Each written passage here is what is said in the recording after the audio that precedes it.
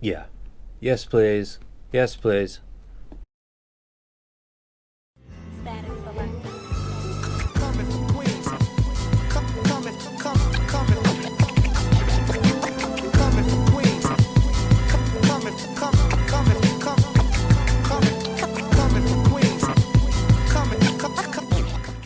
Okay, this is a close-up look at the Elysian Acoustic Labs X. This is the latest from that brand. It is in a shell that was in a prior version, which is called the Annihilator, which is what I was going to buy originally. Fell in love with the design. I love the gold caps. I like the see-through. I like to see the internals when it's done nice, and this is done nice. So this is why it looks like this. That's the dynamic driver right there. Let me go ahead and take this. This is a Pentacon termination, so be aware of that. It's actually much better than most other terminations, so I can understand why some companies are starting to adopt it. Let me see if I can get this focus. There we go. You can see right behind the Pentacon termination, you can see a breather hole. That's like a tuning port, and it increases the performance of the dynamic driver. You don't get any of the residual poor effects that come with using a dynamic driver in a small shell. It's a clever system, and it seems to be working to my ear. The low-end performance of this is very good. You can see at the end of my finger right there, the 4 balanced armatures, and then if we rotate it around, you can see the 4 EST drivers at the top. This would be the difference between this and the Annihilator, which had 2 EST drivers in the top, and that's the shell. Looks beautiful. This is Malaysia-fi. Malaysia is, I live in Japan right now. I'm an American living in Japan, and a lot of people associate Japan with audio. It's like the birthplace of personal audio. Actually, the truth is that probably there's more audio shops in Singapore and Malaysia than any other country in the world, especially per person. People in Malaysia can easily go to audio shops and demo lots of things like people in Japan can, but I think it's actually a little more there. There's a lot of people like this man, I believe his last name is Lee, that are in the hobby, not well known to the world, but very talented, and hopefully through the exposure through channels like YouTube and other platforms, they get more notice, and then the balance becomes quality versus quantity. If this guy gets too big, can he hold on to the quality that comes with a single guy putting stuff together at his pace, and then you gotta wait. So that's another thing to realize. You're not going to get this in like you would if you ordered from 64 Audio or Empire Ears. On the other hand, Empire Ears has never tuned anything that sounds as good as this. Let's be honest. The Empire Ears Legend X is a very fun, bassy set. It's a Super V, very popular, very expensive. A lot of people love it, but it's got problems with the mids. The Odin was an improvement on that, but they kind of put some shout in the treble, in my opinion. But they polished the X. This is a company that you've never heard of, and a person that you probably never heard of, doing a better job than a giant company like Empire Ears. In my opinion, I would take this set over anything that is an Empire Ears collection. Probably 64 Audio as well. The only set that I can think of that I would clearly take over this would be the MEST Mark II by Unique Melody. That's my personal taste with my library, and it's actually something I got to think about in the future. But I don't have anything else in my collection, including the Sony IER Z1R, which I think has got a mid-dip that's audible, and it's got fit issues. But besides the Z1R and the MEST II, there's really nothing up on that level, in my opinion, until this right here. This sounds fantastic, and I'm going to go ahead and stop this and sit down and talk about a couple songs and why I think that this is a very, very impressive set of earphones. And step one, part one, is done. Okay, let's talk about some music. This is Kill Jill. That's the name of the track. It's by Big Boy featuring Killer Mike and Jeezy. It has a Hatsune Miku Vocaloid intro, and then it turns into a typical Western American hip-hop track with lots of triple drops, double drops. It's got an actual 4-string bass that's in it, or it's a sample. I'm not familiar with what the sample is. There's a lot of low energy stuff and also high energy. This can sometimes be something that I need to get through because the treble tuning of a set might be a little bit putting the Vocaloid, which is a computer generated female voice, on me a little bit too much. That's usually in the gain region. That's not something that this actually sounded quite appealing. Well, I was surprised. But then I remembered and started to look at stuff like I'm going to show you now. This is a graph of the Elysian Acoustic X. It is sub-bass focused with a nice glide that goes into the mids. Why is this a good idea? Because when you've got sub-bass that is boosted and then there's not really much mid-bass, you're taking something like a 4-string bass guitar, for example, in parts of the drum kit, and you're putting up a 6 to 10 dB boost on it without doing anything to the other part of maybe the fundamental region of some instruments, and it's audible to the ear and it doesn't sound authentic, and for people with OCD like myself, it can be a little bit frustrating. And then on a more practical sense, when I'm actually wanting to enjoy the bass guitar, the pulls and the releases, the lack of mid bass can sometimes just not sound accurate, and that's not enjoyable. So something like this that is peaking at the sub bass and then takes a nice smooth trajectory down into the mids before it corrects itself and then gets into the gain region, which finishes at about the same on the amplitude scale as the highest point of the bass, which is actually my ideal target. Speaking of target, let's put that up real quick so you can see that this point right here is about the same as this point right here. They're about the same in the scale. This set follows that. This has a little bit mid-bass than my target, but I actually spoke out in a couple of videos that I had to update this because I wanted to pull in my mid-bass just a little bit. One anomaly to mention before we get into music, the energy that is around 15K is a little bit more than is on my target. Who really cares? It's just my target. But in a practical sense, and listening to music, whether it's rock and roll, even heavy metal, or let's say classical Vivaldi, it's not showing itself. Instead of telling you about that, why don't I show you that? This is a spectrogram. I've got the volume turned up reasonably loud so you can hear. I have a filter applied and I can adjust how much that is. And I'm going to put this to about 15 so that you can hear what you'd be missing if you are listening to this set, or what would be amplified and maybe uncomfortable for you. Let me go ahead and play this.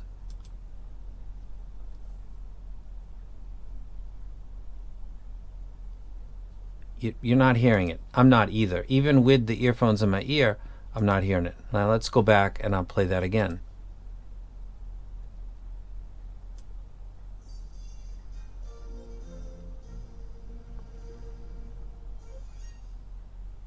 So there's a string section from Concerto No. 1 in E major. Let's go ahead and stop that. You don't listen to classical music. Okay, how about the small hours? This is a very busy with lots of cymbal crashes. This is Metallica. This is off the 598 EP Garage Days Revisited. Let me start at this portion. We got the same filter applied. Go ahead and play it. Nothing.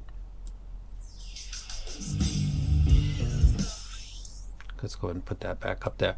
So that boost that's at the end, for some people the visual might not be their absolute ideal. For me, I want something like this. I want this to be a little bit lower than this and this to be lower than that. So this is sticking up a little bit, but in actual listening, I didn't look at the spectrogram first. I listened to the music first and thought, I'm not hearing it at all. And then I went and pulled out the spectrogram, because that's the whole point of this. When there's something that's a weak point or something that's really appealing, sometimes I can actually show you that so you can visual and listen at the same time.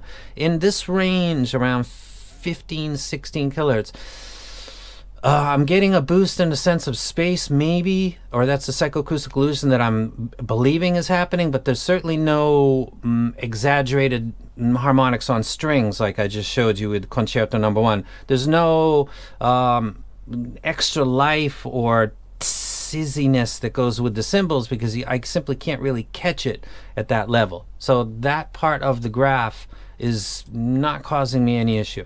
So for future reference, go ahead and check this video out, or go ahead and download this app and check for yourself, because isolate the area of concern and what is that doing? What is the suck out doing? What is the boost doing? In this case, it's not doing anything. So the low frequency hit on Big Boy Kill Jill, which is a triple hit, and also the bass guitar it's mixed in, sounded great. I thought it sounded very nice. The next thing that I'm listening to is Black Sabbath. I'm listening to this because it is very rapid pulls and releases of a 4-string bass guitar that's going on at the same time a drummer is kind of going into a solo. So you've got two low frequency instruments that are happening at about the same time. This is the possibility, potential of masking identical events going on in the same frequency range at the same time. Of course, the the timbre is not the same, but there can be overlap or kind of a smudging or a combining of two things that should sound separate because they're actually two different instruments going on at the same time. A lot of stuff has difficulty with this. Planar is very good with this. Something like the SUSVARA, the Adia, other things really put that sense of there's the drummer and there's the bassist. And some IEMs do it well too. The MEST does it well. The Z1R, I love it. As much as I love it, it's not quite as good as doing something like that. But this set actually did this really good. And that's when it started to really take off for me, because there's so many times where this track is where I think, this is pretty good. It's not awesome, but it's pretty good. This is where I thought, wow, this is actually really, really good. Next track is Blind Faith, Can't Find My Way Home. Significant cymbal strikes at timestamp 27 and 38 by Ginger Baker. They are very significant cymbal strikes. Something where that later treble peak might show itself actually doesn't, because there's really not much energy up there for that. So cymbals sound great on this, actually. And the intro acoustic guitar, this treats vocals very well. So the way that the bass is tuned and the very gradual glide into the mids is perfect for bass guitar. The whole, all four, E, A, D, G, E to Dead Grasshopper, it's all there. The drum kit, it's all there. It's not substantial. It's not an authoritative type of replay, but it is accurate. So I'm quite pleased by it. And it does guitar, and Steve Winwood's vocals I thought sounded really good. Another thing, I listened to Bob Marley and I thought it sounded great too. But the thing I wanted to go to was Sultans of Swing, because I mention it all the time.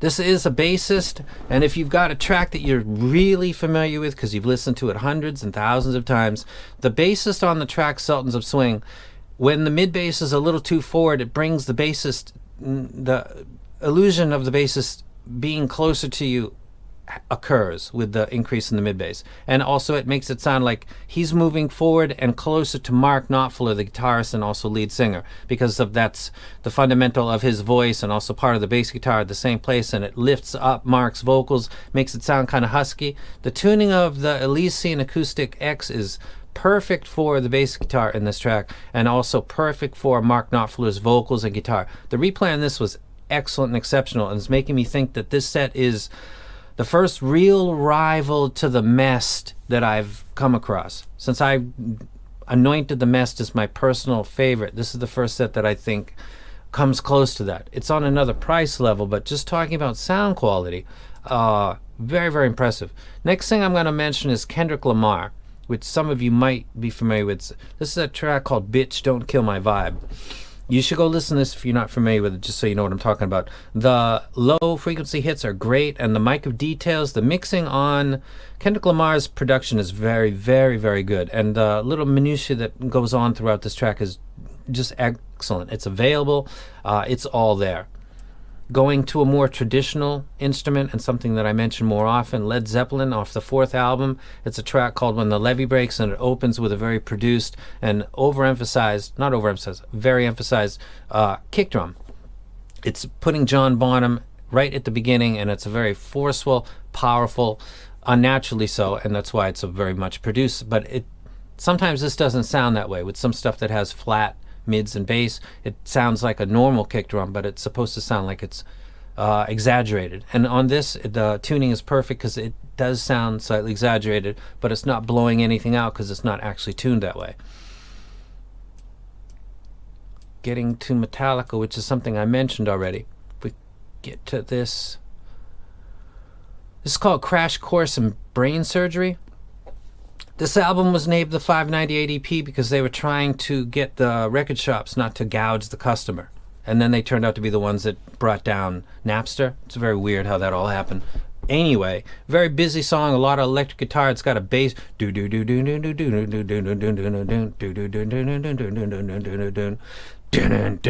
got a very heavy guitar riff. It sounds great.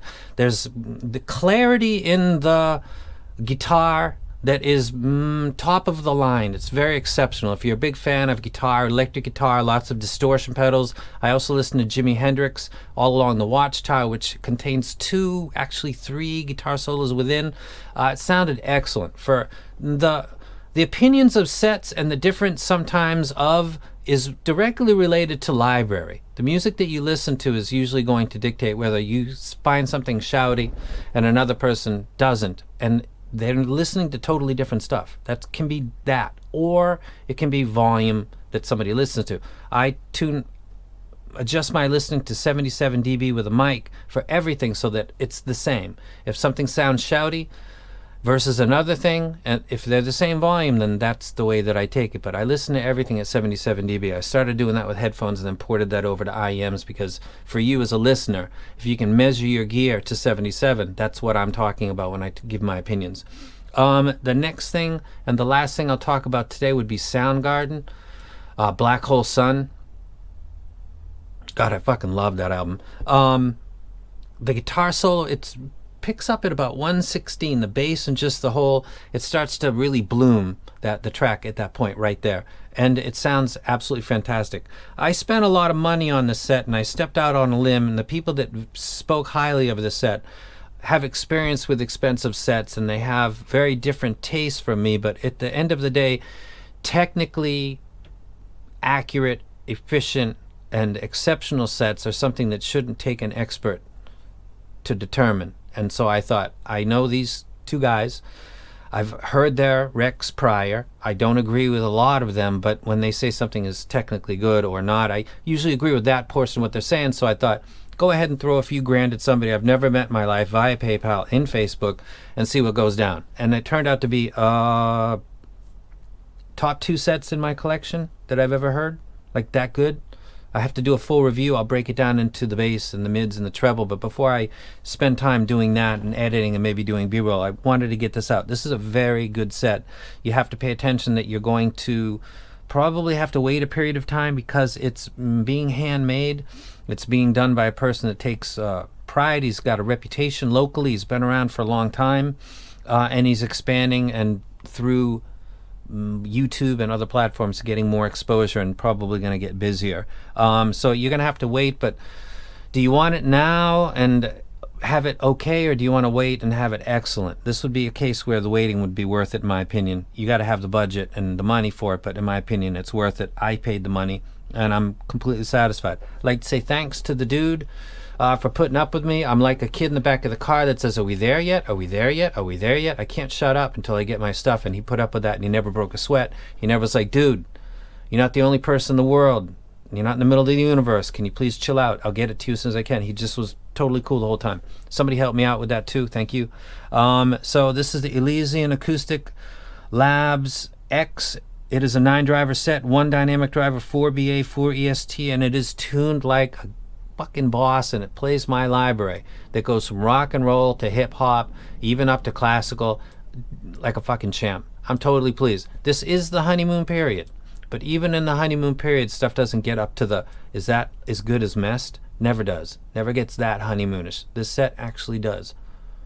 So final review will be coming down the road, probably compared with the MEST, because nothing ever gets compared to that, because it's not worth even mentioning. This set is, and I'm out.